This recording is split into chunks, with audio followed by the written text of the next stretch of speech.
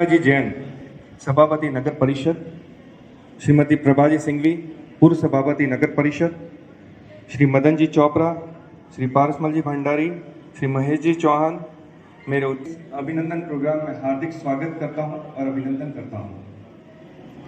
आज हम यहाँ एकत्र हुए हैं, जो हमारे नवनिर्वाचित एमएलए हैं, उनकी जीत की खुशी में हम इकट्ठे हुए हैं यहाँ पे और उनको बधाई देने के लिए। अगर हम देखें तो इस युवा देश में युवा आज हमारा किस्मत देखिए, इस युवा देश में युवा सांसद मिली और अंतिम समय में मिलने के कारण इनके पास समय भी कम था, लेकिन उस समय में भी इन्होंने अपनी मेहनत और संघर्ष से ये जीत हासिल की। इसलिए पूरा उद्योग जगत, पूरा परिवार, पूरे उद्यमीगण हम सब मिलकर हृदय की गहराइयों से इनको बधाइयां देते हैं, खूब भविष्य के लिए शुभकामनाएं देते हैं। सर, आपकी सफलता ने, आपकी जीत ने ये एक पंक्ति को साक्षात कर दिया कि कोशिशों की जितनी ऊंचाई होगी उतनी ही सफलता झुककर हाथ थामेगी।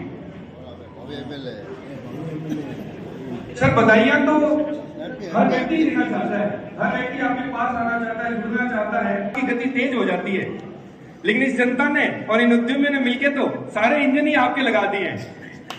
लोकसभा में कहें तो 25 में से 25। अगर बालोतरा की बात करें तो पहली बार इलेक्शन लड़ रहे, कम समय में आते हुए युवा विधायक को, श्री अरुण जी चौधरी को अच्छे मतों से जिताकर यहाँ पे विधायक बनाया, पूरी कड़ी को जोड़ दिया। नगर सभापति भी हमारे बीजेपी एक ही पार्टी से, तीनों चैनल पूरा एक है। सर, अगर तीनों चैनल, सारे इंजन अगर आपके हो जाते हैं तो ये हो जाता है कि हमें ये विश्वास हो जाता है कि अभी समस्या क्या हमारे पास रहने का कोई कारण ही नहीं है। अगर हमारी समस्या आ जाए तो हमें विश्वास है कि आपके प्रभाव से। अभी जसवंत जी ने कहा कि इतने इंजन लगा दिए सारे, तब इंजनों के चलने की समय आ चुका है कि इंजन अपनी गति को पकड़े, खड़े होकर बात करते हैं, या आप सभी आए हैं और उसके बाद में आपने भी एक उम्मीद निश्चित रूप से की है, क्योंकि हम सभी उद्योग से जुड़े हुए लोग हैं और उद्योग से जुड़े होने के नाते हमारे सामने कई समस्याएं भी हैं और उन समस्याओं का समाधान करना एक सरकार का दायित्व है। और सरकार के अंदर बैठने वाले, चाहे वो जनप्रतिनिधि हो चाहे अधिकारी हो, उनको मुझे लगता है कि समाधान के ऊपर ज्यादा ध्यान देना चाहिए। पर प्रधानमंत्री नरेंद्र मोदी जी, जितना मैंने नजदीक से देखा है, वो चाहते हैं कि बाधाएं सारी समाप्त हो जाए। अभी आप एक छोटा सा उदाहरण है कि पहले हम राजपत्रित अधिकारी के साइन कराने के लिए कितना घूमते थे, अटेस्टेड कराने के लिए फोटो कॉपी का। मोदी जी का कहाँ जरूरत है भाई, खुद करो ना, अपनी जेल जाओगे तो तुम जाओगे, दूसरा क्यों जाए, अटेस्टेड खुद कर दो, गलत किया तो चले जाएंगे आप ही। कितने सालों से हम उसको कानून को ढो रहे, निकाल के दूध में से मक्खी फेंके उसे फेंक दिया।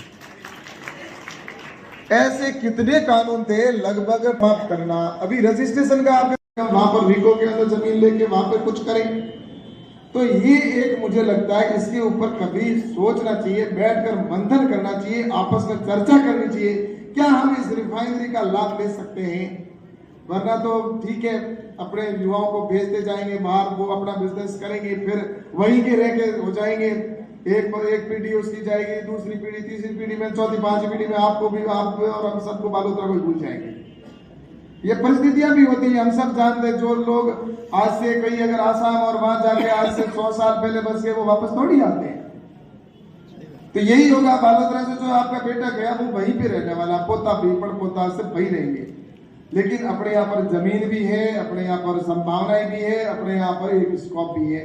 तो मैं ज्यादा समय नहीं लूंगा आपका इस विषय पे, लेकिन मुझे लगता है कि इसके ऊपर एक एक्सपर्ट टीम, हमारी आईआईटी किए हुए लड़के यहाँ पर अपने व्यापार से जुड़े, कई ऐसे बहुत अच्छा एजुकेशन प्राप्त किया इन्होंने, लेकिन उनको एक इस साइड के अंदर ऐसी एक टीम अपने युवाओं की, या जिसमें युवा भी हो, जिसकी सोच बड़ी हो, या इसमें अनुभव वाले हैं, ऐसे 15-20 जनों की एक सिर्फ इसके लिए अगर टीम बना दी जाए और कहें आप इसके ऊपर स्टडी करें और इसका रिजल्ट क्या आता है, फिर एक दिन प्रेजेंटेशन करेंगे इससे इतना है। और इसके साथ ही जरूरी नहीं है कि बाहर जो काम करने वाले हैं उन उद्योगपतियों को यहाँ पर बुला सकते हैं अपन, उनसे सीख सकते हैं, पूछ सकते हैं कि ये कैसा है, क्या है, वहां जाकर बात कर सकते हैं। हम 10-15 जनों का ग्रुप बनाकर जाकर इससे जुड़ी इंडस्ट्री से जुड़ के आए, क्या एक्सपोर्ट होता है, कैसे इंपोर्ट होता है, इन सारी चीजों पर करेंगे तो मुझे लगता है कि युवाओं को रोजगार भी मिलेगा और हमारे इंडस्ट्रीज के लिए एक जो पंख लगने चाहिए ये पंख भी लगेंगे। जिस तरह से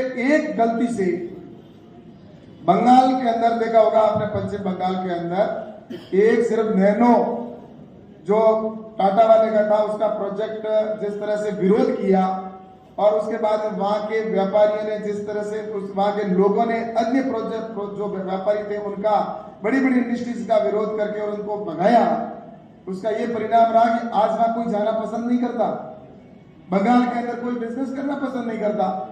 और वही मोदी जी ने उनको उस समय कहा आप यहाँ पे आइए, हम आपको सारी सुविधाएं देंगे। और आज गुजरात के अंदर ऐसा कौन सा शहर है जिसके अंदर इंडस्ट्रीज नहीं है, जहां से यहाँ से शुरू होते हैं, यहाँ से सिर्फ पालनपुर से शुरू होते हैं और पालनपुर से लेकर अहमदाबाद, अहमदाबाद से आगे आनंद, आनंद से आगे जो अपने सूरत है, वलसाड़ है, नवसारी है, भड़ूस है, अंकलेश्वर है, ये सारे एक ही रोड के ऊपर इतनी इंडस्ट्रीज हो गई है। बाकी उधर गांधीधाम और वो सारा पूरा जो समुद्री तट है वो पूरा आपने इंडस्ट्रीज कर दिया। इन पिछले 20-25 साल के अंदर इतना हो गया, जब से प्रधानमंत्री वहां पे मुख्यमंत्री जी थे उस समय उन्होंने सारे गुजरात को इस तरह से उन्होंने किया। तो मुझे लगता है कि ये चीजें अपन सरकार का जो डबल इंजन की आपने बात की, सिर्फ डबल इंजन हो, लेकिन हमारे से जो सहयोग चाहिएगा हम करेंगे आपका, मैं जाकर करूंगा, अरुण जी से भी कहेंगे, हमारे मुख्यमंत्री जी, हमारे मंत्री से, केंद्र में मंत्री है, उनसे भी बात करेंगे कि हमारे यहाँ पर कुछ करिए। और उल्टा इस जो रिफाइनरी वाले के लिए तो उल्टा आपसे कहा जा रहा है कि आप अपना करिए। मेरे को अधिकारी ने कहा आप कर क्यों नहीं रहे कुछ भी, आप जो करना है करिए। तो इसलिए मेरा आपसे कहना है कि एक ये है, एक सूखा बंदरगाह के ऊपर भी हमारे को बात करनी चाहिए।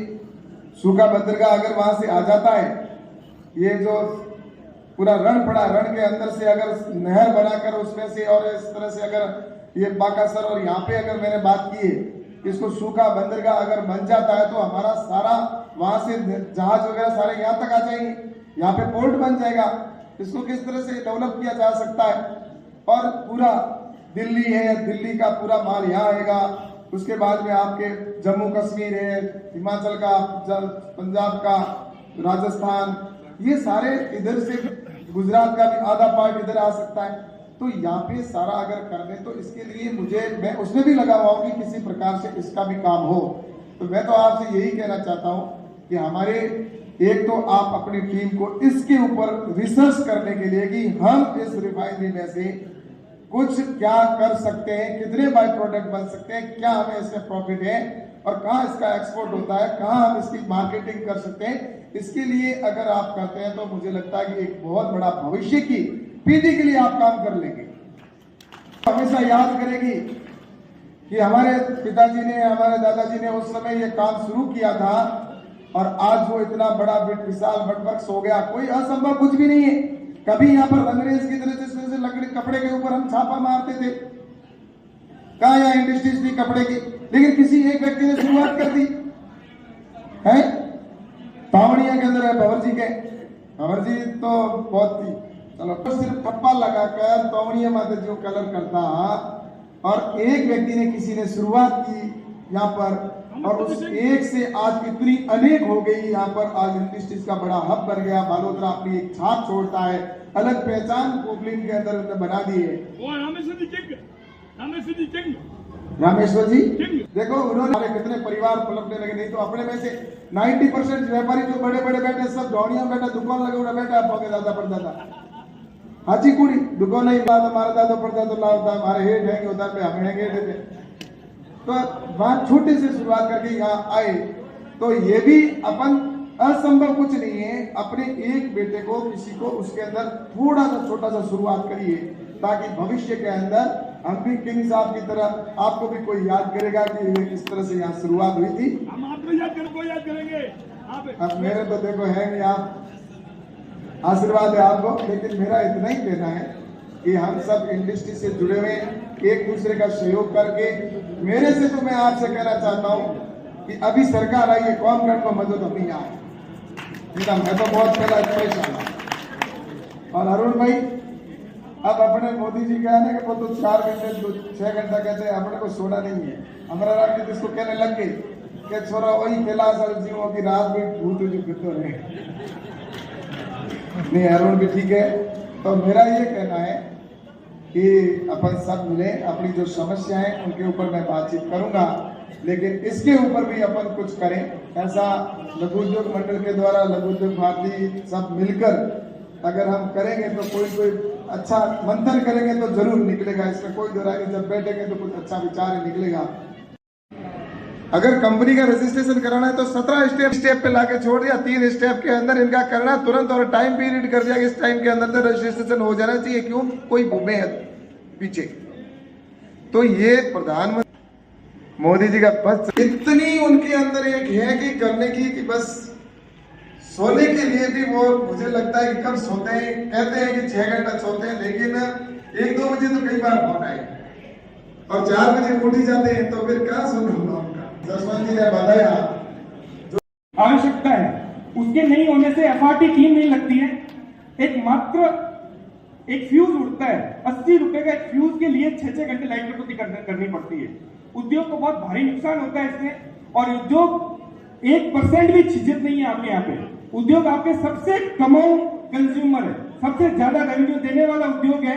तो आपको विशेष तौर पे यहाँ ध्यान देके एक एएन की पोस्टिंग और एफआरटी टीम यहाँ पे तत्काल प्रभाव से लगवाने की हम रिक्वेस्ट करते हैं। रिको मैनेजमेंट में पीएचडी लेवल पे डीपीआर बन चुकी है। बड़ा प्रोजेक्ट है, मीठा पानी बोरावास कलावा तक आ रहा है। सिर्फ मैनेजमेंट रिको में मैनेजमेंट लेवल पे फॉलोअप लेना है। तो आप अगर वो लेते हैं तो 10 MLD पानी वालोता रिको एरिया को मीठा पानी मिल सकता है, जिसके उद्योग को नए कपड़े डेवलप करने में और इस उद्योग को गति पहुंचाने में बहुत तेज स्पीड मिलेगी, और आपका सहयोग रहेगा तो ये उद्योग नए आयाम छुएगा। तो सर जो 10 MLD पानी है वो मैनेजमेंट लेवल पर चल रहा है, तो आप उसको अगर थोड़ा सा फॉलोअप लेके अर्जेंट लेवल पे करवा दे तो वो काम आगे बढ़ जाएगा।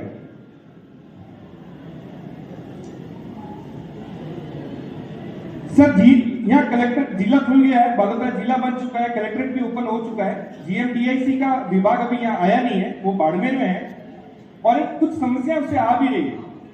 5-6 महीने से 80 लाख रुपए का फंड वहां आया हुआ पड़ा है, लेकिन एक आध कोई फॉर्मेलिटी की मीटिंग नहीं हो रही है, उस कारण से वो पैसा रिलीज नहीं हो रहा है। उद्योग को जिसको वो फंड मिलना है उसका काम अटक जाता है। इतनी बड़ी राशि ना होने से उद्योग को भारी नुकसान होता है, और जब तक वो राशि रिलीज नहीं होती है तो नया फंड जयपुर से एलोकेट हो नहीं सकता। तो सर आपसे निवेदन है कि वो मीटिंग को करवा के तुरंत प्रभाव से वो पैसा रिलीज करवाया जाए, और जिससे बाकी का पैसा भी आके और उद्योग को उससे लाभ मिल सके, और उस बर्डन से जो एक इतनी बड़ी रकम से जो ब्याज का नुकसान हो रहा है उद्योग को उससे बचाया जा सके।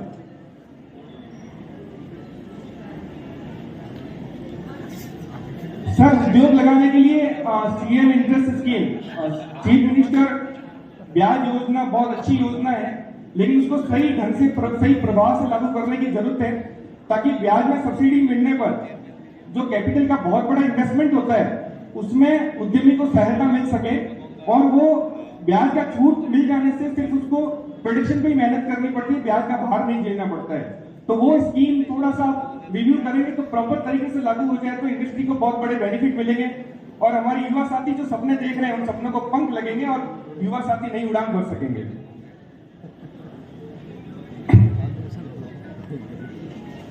सर अभी आपको एक लेटेस्ट इंफॉर्मेशन भी देता हूं। अभी कुछ दिन पहले रिको का अलॉटमेंट था, रिको की बिड थी नई प्लॉट्स को लेके। सर 9,500 रुपए की बिड अमाउंट थी, 10-10 ज्यादा प्लॉट। आप कल्पना कीजिए 80% हमारे उद्यमी सात जिगर चलाते हैं। अरुण जी भाई साहब, 80% उद्यमी 7 जिगर का कामकाज करते हैं, मोटा मोटी 5 जिगर चलाते हैं। 2 करोड़ की राशि में प्लॉट खरीदना, 2 करोड़ लगा के चालू करना, 4 करोड़ का ब्याज भर के 15 लाख रुपए कमाना, कैसे पॉसिबल होगा सर? आप कल्पना कीजिए कैसे हमारे युवा साथी फैक्ट्री ले पाएंगे या फैक्ट्री लगा पाएंगे और इन सपनों को हम आगे बढ़ा पाएंगे? कैसे वो युवा उद्यमी यहाँ काम करके और देश को सशक्त बनाने में अपनी भूमिका किस तरह से निभा पाएगा? सर आपसे रिक्वेस्ट है, रिको में हमने प्रोजेक्ट भेजा है, रिको में मैनेजमेंट लेवल पे वो प्रोजेक्ट रिव्यू भी हुआ है और वहां से जो ऑडिट की टीम है अर्न्स्ट एंड यंग वो आके भी यहाँ पे सारा उन्होंने रिव्यू लिया और उन्होंने हमारी चीज को समझा भी है। तो हमारी रिक्वेस्ट इतनी है सर, रिको में जो प्लॉट अलॉटमेंट है उसको विदाउट बिड के किया जाए, बिना नीलामी के किया जाए, 1500-2000 रुपए में प्लॉट दिया जाए ताकि यहाँ का उद्यमी वो प्लॉट ले सके और फैक्ट्री लगा सके। उसमें हमने कंडीशन ये भी दी है कि उसमें इन्वेस्टर ना आए, इसलिए जो प्रोडक्शन में लेगा प्लॉट उसी के पास रहेगा, अदरवाइज 5 साल में वो सीज हो जाएगा। तो उसमें मीठे पानी की सुविधा भी है, कॉमन बॉयलर सेटअप भी है और ट्रीटमेंट की फैसिलिटीज भी है। तो वो प्रोजेक्ट भी ऑलरेडी रिको में मैनेजमेंट लेवल पे चल रहा है। आपका सहयोग रहेगा और आपका समर्थन रहेगा तो वो जल्दी से पास हो जाएगा, तो हमारे युवा साथी अपने सपनों की जो ड्रीम से पूरा कर पाएंगे और नई फैक्ट्री लेके एक नया काम कर पाएंगे।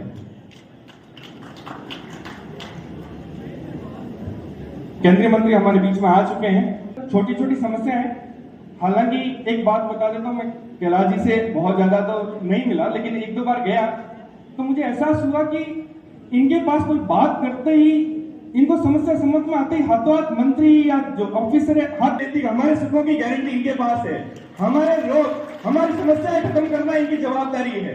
तालियों की गड़गड़ाहट से इस बात का सभी अभिवादन करें।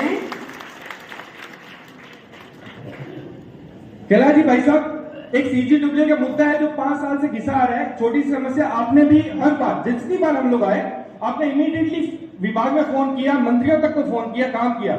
लेकिन मैं आपको थोड़ा सा डिटेल में 2 लाइन की डिटेल में इस चीज को समझाना चाहता हूं। 80% फैक्ट्रियां सात जिगर की चलती है, मात्र 5000 रुपए की फीस है सीजीडब्ल्यू की। सर, एक दिन लेट अप्लाई करने पर 1 लाख रुपए की पेनल्टी और महीने की 12000 रुपए की एनवायरमेंटल कंपनसेशन। और सर, वो हो इसलिए रहा है कि सिस्टम ऐसा है कि यूजर आईडी और पासवर्ड हमारे पास नहीं होते हैं तो हम अप्लाई नहीं कर सकते। पहले जब अप्लाई नहीं हो रहा था हमने कॉमन एजेंसी बुलाई थी, उसके थ्रू ये अप्लाई करवाया था। वो कॉमन एजेंसी चली गई, हमारे पास पासवर्ड है नहीं, तो पासवर्ड नहीं होने के कारण से लाखों रुपए की पेनल्टी, 5000 की जिस विभाग की फीस है उसमें 2.5 लाख पेनल्टी भर के 5 जिगर वाला कैसे तो भरेगा और कैसे लेगा। सर, इस दर्द को आपको समझना पड़ेगा, क्योंकि पूरी इंडस्ट्री एक भी व्यापारी नहीं भर पा रहा है, पूरी इंडस्ट्री का काम ये रुका हुआ है पूरी तरह से। और 5000 की फीस में 5000 तक पेनल्टी वाजिब है, वो लग भी जाए तो व्यापारी भर दे, लेकिन 5000 की फीस में 2.5 लाख की पेनल्टी भरने में उद्योग बिल्कुल भी सक्षम नहीं है। बहुत परेशान हो रहे हैं और मुझे मालूम है आपको इतना दर्द मालूम चलने के बाद ये दर्द रहेगा नहीं, अब ये मात्र 24-48 घंटे में इसको मिटना पड़ेगा। सर, एक नई समस्या हमारे सामने आई है। हम एमएसएमई है, गवर्नमेंट ने बहुत हमारे भले के लिए किया, हमारे लिए बहुत अच्छी स्कीम लाई है, पर उसकी अस्पष्टता इतनी ज्यादा है कि उसके कारण पूरा व्यापार रुक चुका है आज की तारीख में। इनकम टैक्स एक्ट का सेक्शन 43B, जिसमें यह प्रावधान किया गया है कि व्यापारी को 45 दिन के अंदर हमारे पेमेंट देना पड़ेगा। हमारे जो व्यापारी वो छोटे होते हैं, वो ज्यादा से ज्यादा 25-50 हजार का टैक्स भरते हैं, 20-20 लाख का पेमेंट बाकी रहता है।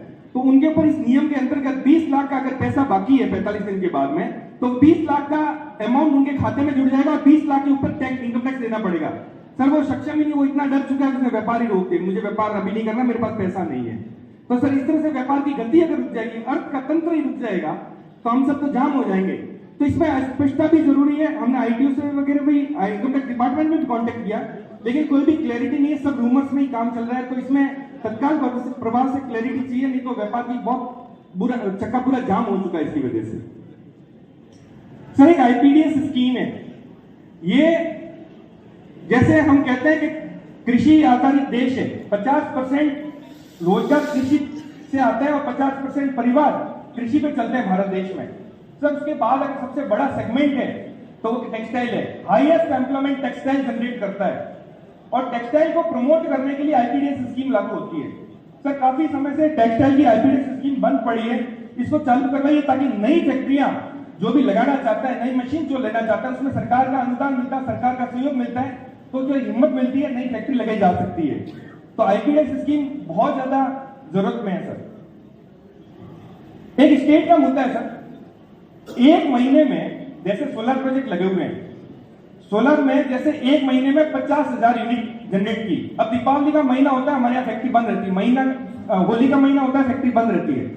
सोलर काम करते हैं, एक महीना में जैसे मेरी फैक्ट्री है 50,000 यूनिट जनरेट कर दी, 3.5 लाख की बिजली मेरी तरफ से स्टेट को एकदम फ्री ऑफ चार्ज गिफ्ट है। कोई भी मैं उससे पैसा नहीं दे रहा मुझे स्टेट, लेकिन उसके ऊपर मुझे 20,000 का टैक्स भरना पड़ता है।